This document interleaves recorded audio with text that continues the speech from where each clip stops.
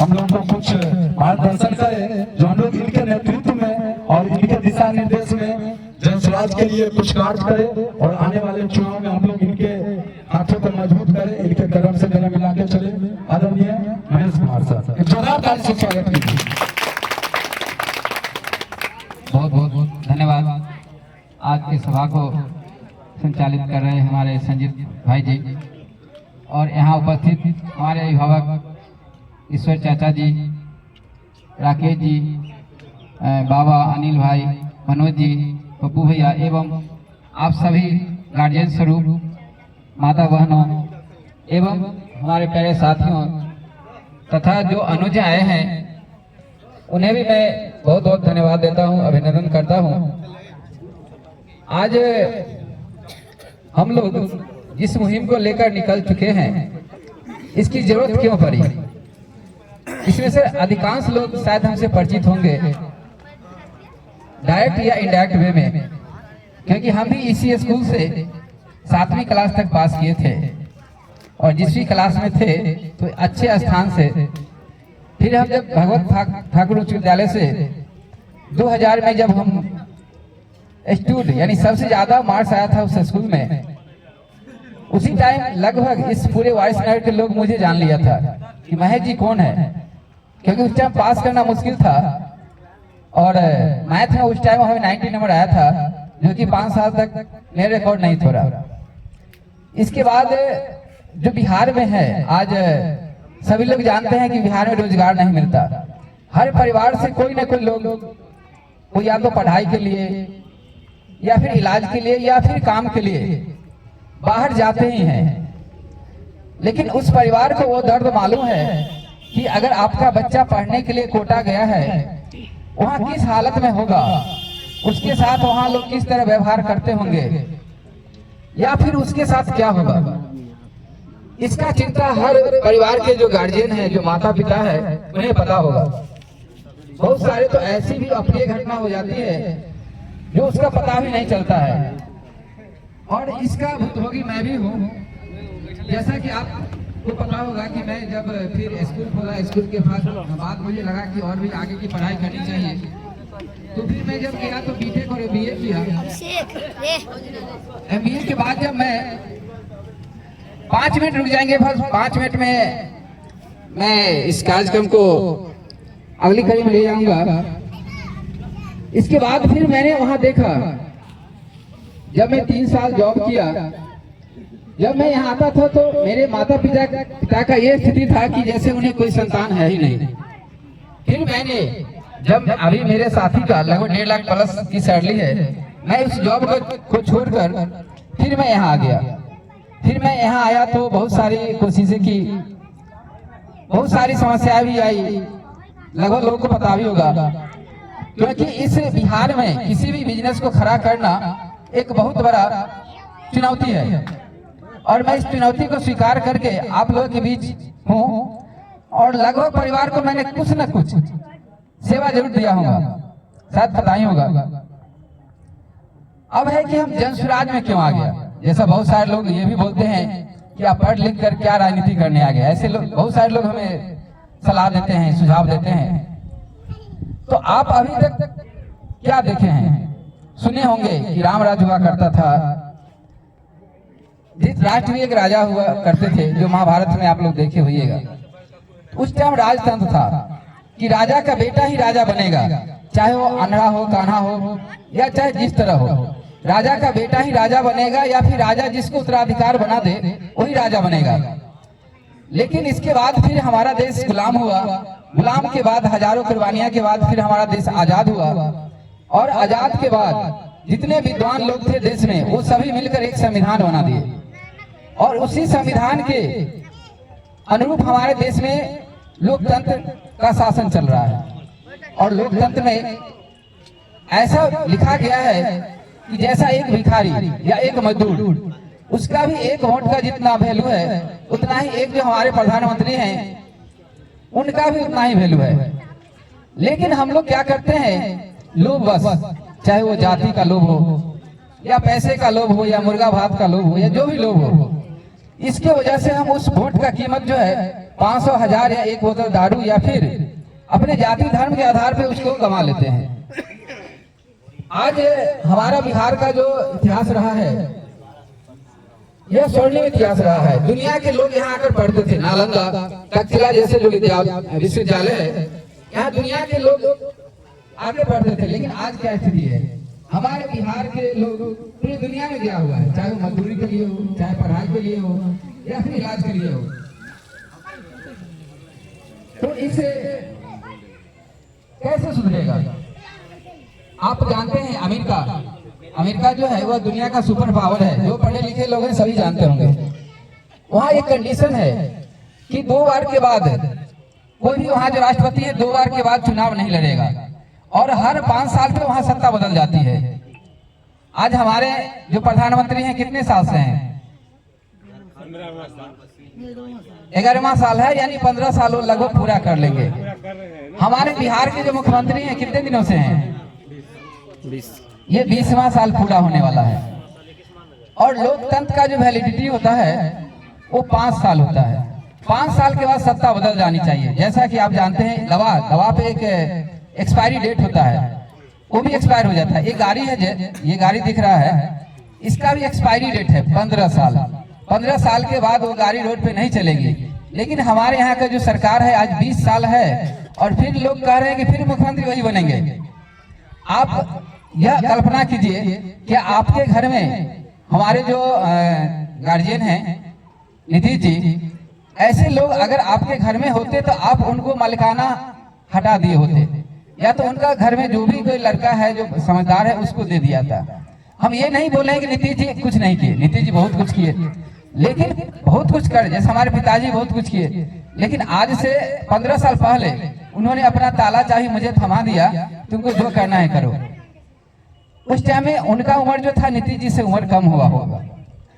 तो आज जो स्थिति है, नीतीश जी अगर वो अपनी सत्ता किसी को दे दे, पढ़े लिखे और भी बहुत सारे लोग हैं, तो बेहतर काम करेगा। अगर नीतीश जी बहुत अच्छा काम किए, उससे पहले हमारे लालू जी थे, वो भी बहुत अच्छा काम किए, गरीब गुरबा को आवाज दिए, बिल्कुल आवाज दिए। लेकिन अगर शिक्षा दिए होते तो आज हमारा बिहार जो है वो शिक्षा में सबसे निचले स्थान पे है।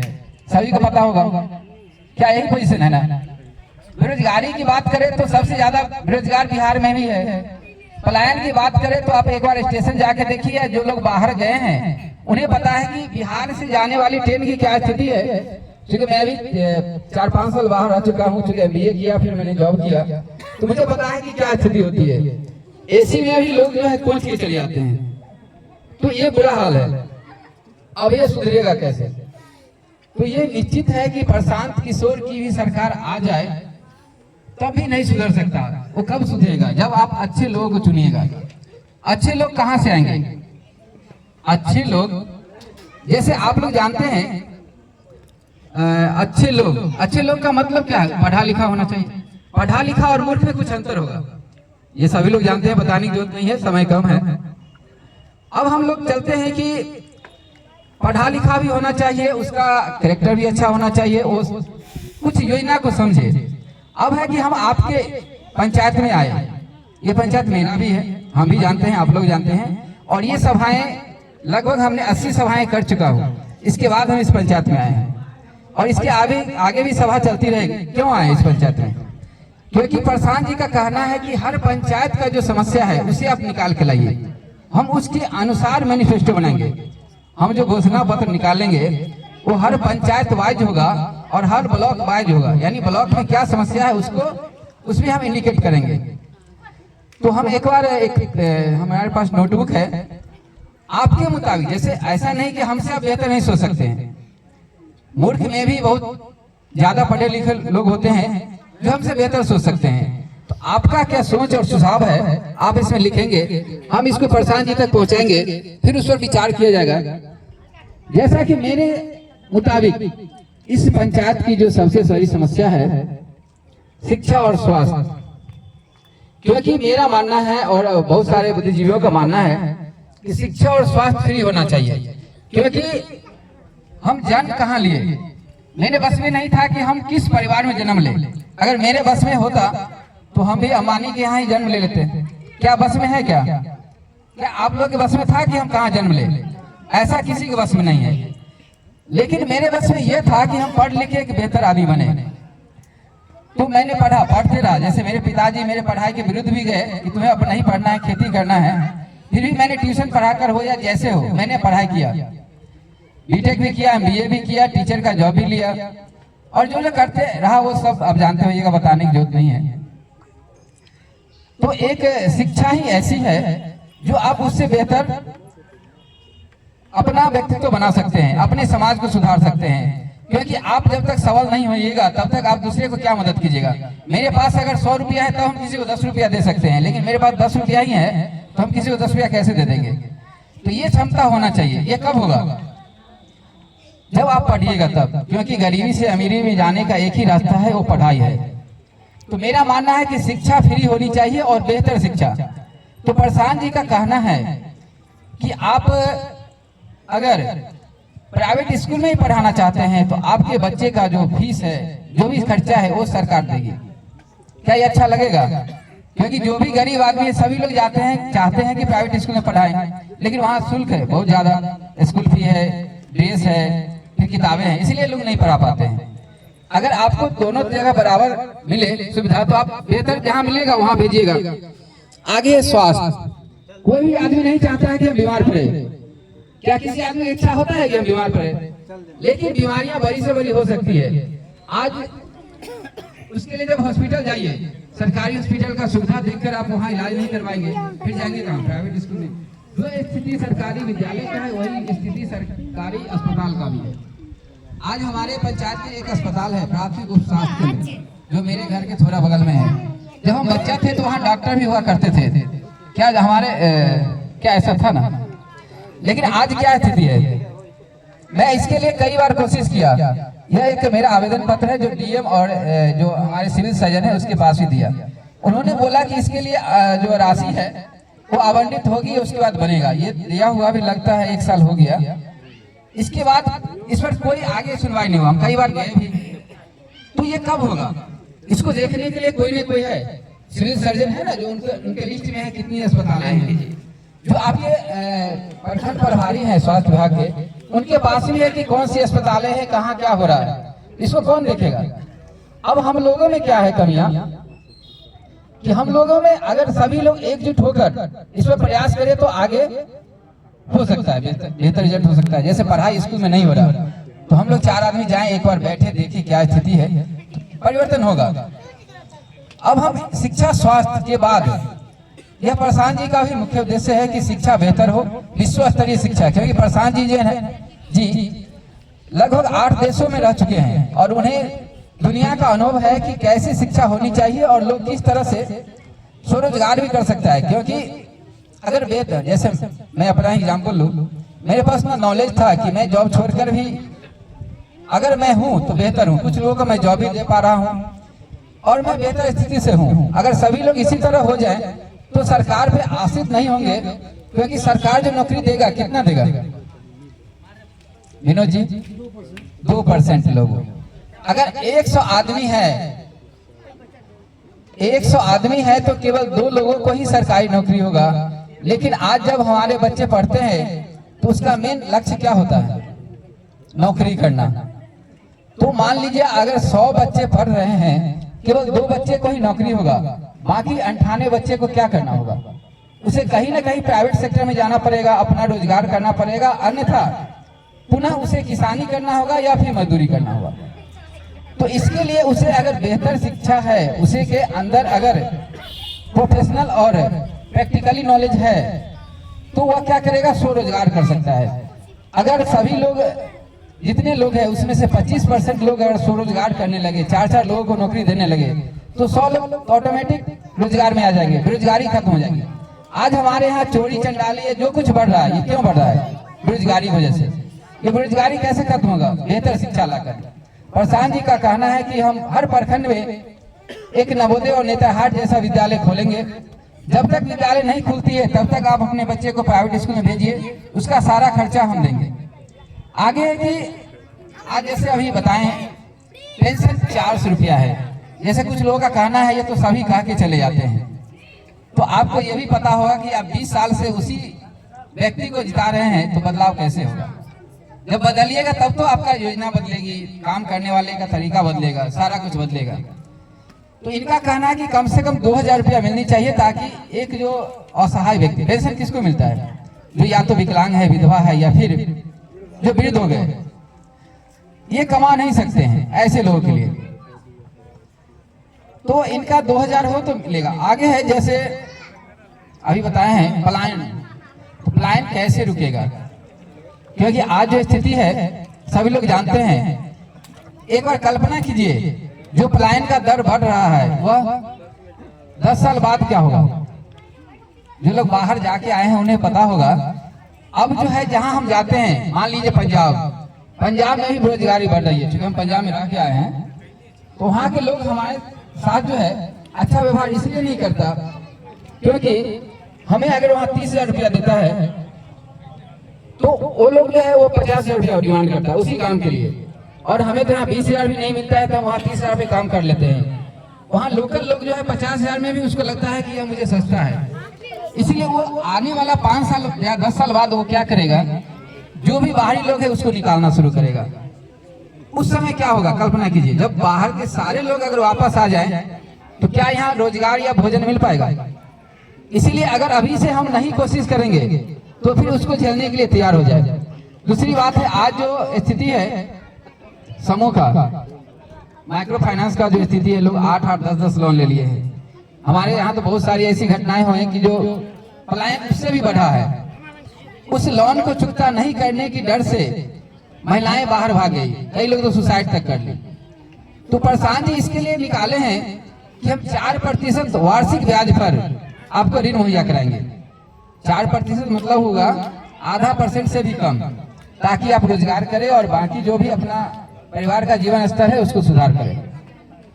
जैसा कि मनरेगा के बारे में बताएं, अभी जो किसान है, किसान को अभी मजदूर नहीं मिल रहा है। जितने किसान है, क्या बताइए, क्या आपको मजदूर मिल रहा है? काम करने के लिए अगर खोजिए तो मजदूर नहीं मिलेगा, क्योंकि ये सारे मजदूर चले गए पंजाब, हरियाणा। ऐसा नहीं कि वहां जाकर वो कोई फैक्ट्री में या फिर किसी ऑफिस में काम करते हैं। ज्यादातर लोग जो है अनपढ़ लोग हैं या कम पढ़े लिखे लोग हैं, उन्हें खेत में ही काम करना पड़ता है। लेकिन क्या है, अगर यहाँ ग्रेजुएशन कोई कर ले और खेत में काम करे तो क्या उनकी प्रतिष्ठा वाली बात है ना। लेकिन वहां तो कोई देख नहीं रहा, कोई अपने है नहीं, किसी तरह पेट पालना है, परिवार पालना है, तो लोग वहां काम कर लेते हैं। तो प्रशांत जी का कहना है कि जो मनरेगा में जो भी पैसा जाता है वो पैसा उसी मजदूर के यहाँ जाएगा, और वो काम कहाँ करेगा? किसान के यहाँ। किसान को नकदी फसल उगाना है तो उसे फ्री मजदूर मिलेगा। तो कई फायदे हुए, किसको किसको? किसान को, मजदूर को और सरकार को भी। क्योंकि आप जानते हैं कि सरकार को भी आप टैक्स भरते हैं, हर चीज पे टैक्स भरते हैं। अगर नकदी फसल कर रहे हैं तो उस पर भी ज्यादा टैक्स मिलेगा, तो सरकार को भी फायदा है। तो ये सारी चीज होनी चाहिए। अब चले हम लोग जो इस पंचायत की बात कर रहे हैं, आज जो स्कूल की स्थिति है, मैं वहां आता हूँ। जब हम यहाँ पढ़ते थे तो उस टाइम में क्लास 7 तक पढ़ाई होती थी, अच्छे अच्छे टीचर हुआ करते थे। मैं सरकारी स्कूल से ही पढ़कर आज भी उस टाइम की जो पढ़ाई है आज ही मुझे याद है। और मैं जब पढ़ाया क्लास में तो शायद जो मेरे स्टूडेंट होंगे उन्हें पता होगा, मैं किताब देख के शायद कभी नहीं पढ़ाया होगा। उसका देन है कि उस टाइम जो पढ़ाए उनका जो हम पर प्रभाव रहा उसी का देन है। तो जब हम पढ़ते थे तो क्लास 7 तक हुआ करती थी, उतना ही जगह में आज इस स्कूल का जो प्रमोशन कर दिया गया है, कहाँ तक है? 12 तक। कितना क्लास बढ़ गया? क्योंकि एक जो मिडिल स्कूल होता है उसका एक अलग आइडिया होता है, एक जो +2 स्कूल है उसका एक अलग होता है, हाई स्कूल अलग होता है। लेकिन आज एक ही स्कूल में +2 तक कर दिया गया। जैसे हम लोग पढ़ते थे, जैसे हम 7वां क्लास पास किया, हाई स्कूल गए, भगवत ठाकुर उच्च विद्यालय, उसका एक अलग उत्साह था, नए दोस्त, नया जगह, नया कुछ। क्योंकि आदमी जो है वो बोर होता है। जैसे अभी आप लोग बैठे बैठे बोर हो रहे हैं, सभी लोग बोर हो रहे हैं, लेकिन यहाँ पे अगर सभी लोग बदलते रहते हैं तो थोड़ा सा इंटरेस्ट है। अच्छा ये बोलेंगे, कहीं अच्छा बोलते, ऐसा लगता होगा। तो ये होना चाहिए। तो जब आदमी बढ़ी, जनसंख्या बढ़ा, सारा कुछ बढ़ा, तो ये भी बढ़ना चाहिए। जैसे मान लिया जाए हम उस टाइम की बात करें, मेरे पिताजी का जो घर था आपको पता होगा, हम अभी उस घर में सभी भाई नहीं रहते हैं, उसके लिए अलग अलग घर बन गया। लेकिन आज उसी स्कूल में वो बच्चा उसी जगह में कंजेस्टेड कंडीशन में है, जो एक जेल जैसा माहौल बन गया। अगर ये बदले तो क्या होगा, उत्साह बढ़ेगा। तो इसके लिए होना चाहिए कि ये जैसे प्राइमरी स्कूल हर वार्ड वाइज होना चाहिए, फिर मिडिल स्कूल एक 3-4 वार्ड मिला के होना चाहिए, और पंचायत में एक हाई स्कूल होना चाहिए जो 10th 12th होना चाहिए। तब क्या होगा कि लोगों का एक पढ़ने का जो रुचि है वो बढ़ेगा। दूसरा है, हम लोग जब 9th क्लास में थे तो प्रैक्टिकल हुआ करता था, लेकिन शायद अभी जो भी लोग मैट्रिक इंटर पास किए हैं प्रैक्टिकल कहीं नहीं होता है। यहाँ तक कि बिहार की इंजीनियरिंग कॉलेज है दरभंगा पॉलिटेक्निक, वहाँ भी नहीं होता है। चूंकि मैं वहीं का डिप्लोमा किया हूँ, वहाँ भी प्रैक्टिकल के नाम पे क्या होता है, जो सच है, प्रैक्टिकल के नाम पे केवल लैबोरेटरी में ले जाया जाता है। उसके लिए क्या किया जाता है कि क्वेश्चन आंसर दिया जाता है और लिख के दे दीजिए, हो गया प्रैक्टिकल। ना ब्यूरेट पकड़ाया, ना पिपेट पकड़ाया, ना इंडिकेटर क्या है दिखाया, ना एसिड क्या है, बेस है, कुछ नहीं पता है, क्योंकि आप प्रैक्टिकल नहीं किए। थ्योरी पढ़ने से आपके दिमाग में कुछ नहीं आएगा जब तक प्रैक्टिकल नहीं कीजिएगा। अब क्या है, एक और चीज, बोर तो नहीं हो रहे हैं क्या? 5 मिनट और ले लें क्या? पीछे से बोलिएगा भाई, बुलाने ना हो रहा है। नहीं, एक मौका मिला है हम लोगों का एक और बैठने का, क्योंकि आप मेरे पास भी आते होइएगा तो हम, मेरे पास टाइम नहीं होता कि इतना देर बात कर ले। शायद पहली बार लग रहा है कि इतना देर हम आपसे बात कर पा रहे हैं। तो क्या आज जो प्रैक्टिकल की बात हम कर रहे थे, कंप्यूटर, लगभग स्कूल में कंप्यूटर है, शायद स्कूल में भी होगा, नहीं तो हाई स्कूल में तो निश्चित रूप से है। 5 मिनट रुकेंगे, 5 मिनट में हम खत्म कर लेते हैं। 5 मिनट रुकेंगे, रिक्वेस्ट है आपसे। तो आज जो कंप्यूटर भी है तो वहां भी क्या किया जाता है, इसमें कंप्यूटर का लैबोरेटरी होता है क्या? वहां भी स्थिति वही है, कंप्यूटर के क्लास में ले जाया जाता है, लेकिन बच्चे को कंप्यूटर बिल्कुल नहीं सिखाया जाता है। अगर मेरे स्कूल से जो निकले होंगे क्लास 8, उन्हें एक BCA का नॉलेज जरूर लेकर निकलता होगा। जो लोग निकले हैं शायद उन्हें पता होगा, क्योंकि मेरे स्कूल में जो टीचर का पेमेंट है, इस स्कूल के टीचर के पेमेंट का 1/10वां भाग भी नहीं हम दे पाते हैं। जब उतना में इतना कुछ हो सकता है, तो जब इतने पेमेंट पाने वाले स्थिति क्यों नहीं सुधरेगा? इस स्थिति को सुधारने के लिए आपको सत्ता बदलनी पड़ेगी, और इसी बदलाव की मुहिम को लेकर हम लोग जा रहे हैं, लोगों को समझा रहे हैं। क्योंकि आप सुधरिए, आप अपने आप को सुधारिए, और आप ना ही लालू जी को देखिए ना ही नीतीश जी को, आप अपने बच्चे को देखिए, अपने परिवार को देखिए।